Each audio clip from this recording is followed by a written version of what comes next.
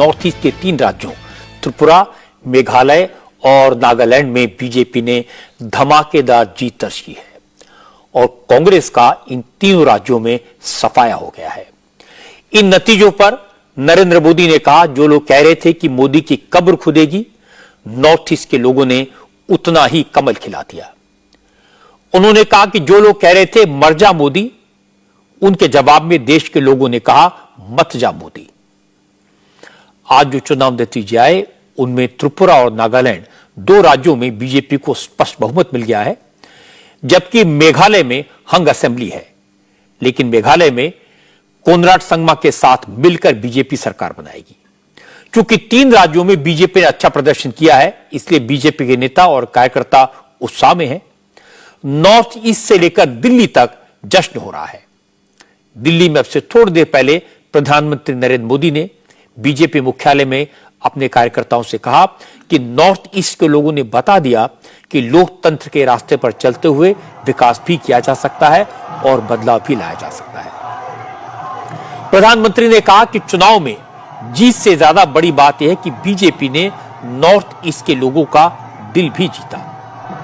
अब north east के लोगों को लगता है कि अब दिल्ली दूर नहीं है, न नॉर्थ ईस्ट के दिलों से दूर है। मोदी ने कहा कि उन्हें तो इस बात पर हैरानी है कि नॉर्थ ईस्ट के चुनाव नतीजों के बाद अब तक किसी ने ईवीएम को गाली नहीं दी। मोदी ने यह बात इसलिए कही क्योंकि मेघालय, त्रिपुरा और नागालैंड में कांग्रेस करीब करीब खत्म हो गई। नागालैंड में तो कांग्रेस का खाता भी नहीं खुला, एक भी सीट नहीं जीत पाई। और दूसरी तरफ कांग्रेस को नॉर्थ ईस्ट से हताशा मिली है। लेकिन महाराष्ट्र और पश्चिम बंगाल में जो बाय इलेक्शन हुए उसके नतीजों से कांग्रेस को थोड़ी सी राहत मिली है। महाराष्ट्र में कांग्रेस बीजेपी की एक परंपरागत सीट जीतने में सफल हुई है।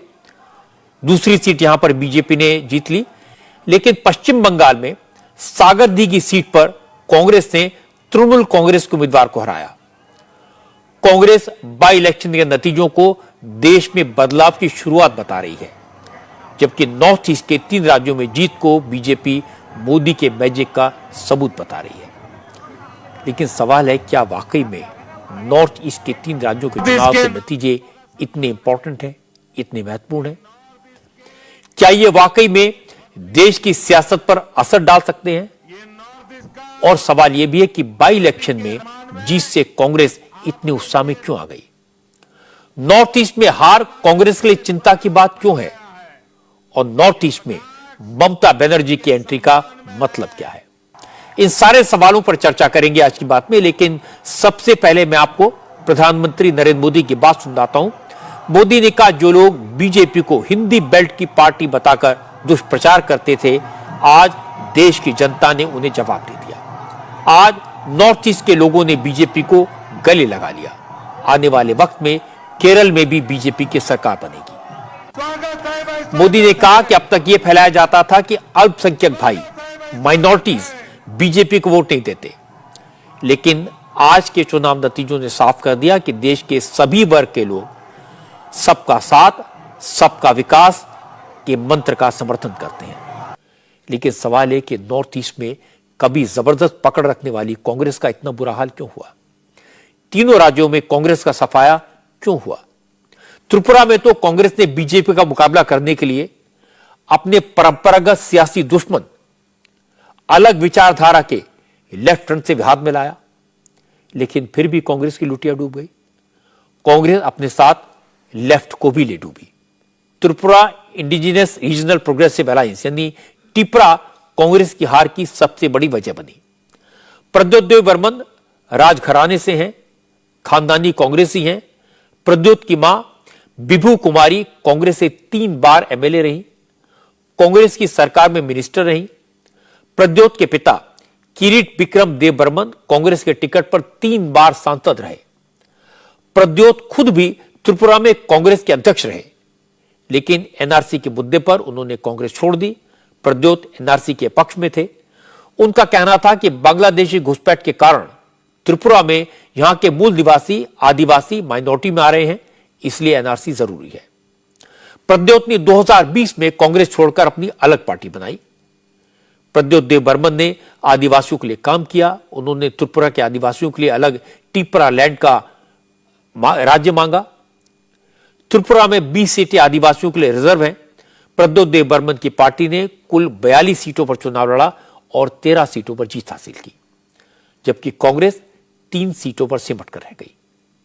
जीत के बाद प्रद्योत देव बर्मन ने कहा कि गांधी परिवार की नीयत तो अच्छी है, लेकिन राहुल गांधी ऐसे नेताओं से घिरे हुए हैं जिन्हें जमीनी राजनीति की समझ नहीं है, और जब तक गांधी परिवार खुद जमीन पर नहीं उतरेगा तब तक बीजेपी को हरा पाना नामुमकिन है। 2014 से पहले, नरेंद्र मोदी के प्रधानमंत्री बनने से पहले नॉर्थ ईस्ट के राज्यों में कांग्रेस का दबदबा था, डोमिनेशन था। ज्यादातर राज्यों में कांग्रेस की सरकारें थी, लेकिन आज कांग्रेस नॉर्थ ईस्ट से गायब हो गई है, कहीं नहीं है। इसकी बड़ी वजह है नॉर्थ ईस्ट के प्रति कैजुअल अप्रोच। दिल्ली से बैठकर नॉर्थ ईस्ट को कंट्रोल करने की कोशिश, लोकल लीडरशिप के साथ न बात करना न उनकी बात सुनना। अभी मैंने आपको प्रद्योत देव बर्मन की बात सुनवाई। वो कह रहे थे कांग्रेस हाईकमान ने उनकी बात नहीं सुनी और बेइज्जत होकर उन्हें कांग्रेस छोड़नी पड़ी। प्रद्योत की पार्टी आज त्रिपुरा की दूसरी सबसे बड़ी पार्टी बन गई। आज प्रद्योत ने कहा कि अगर कांग्रेस को बीजेपी से लड़ना है तो राहुल गांधी को अपनी सोच बदलनी होगी, अपने सलाहकार बदलने होंगे। घर में बैठकर चुनाव हरवाने वाले नेताओं के बजाय जमीन पर काम करने वाले नेताओं की बात सुननी होगी, तभी कांग्रेस का भला हो सकता है, वरना भारत जोड़ो यात्रा से कोई फायदा नहीं होगा। आपको ध्यान होगा हिम्मता बिस्व शर्मा में भी कांग्रेस छोड़ने के बाद इसी तरह की बातें कही थी। बीजेपी में आने के बाद वो अब असम के मुख्यमंत्री हैं, लेकिन कांग्रेस इस रियलिटी को समझने के लिए आज भी तैयार नहीं है। आज भी कांग्रेस के नेता कह रहे हैं कि त्रिपुरा हो, नागालैंड हो या मेघालय लोकल फैक्टर्स के कारण हारे।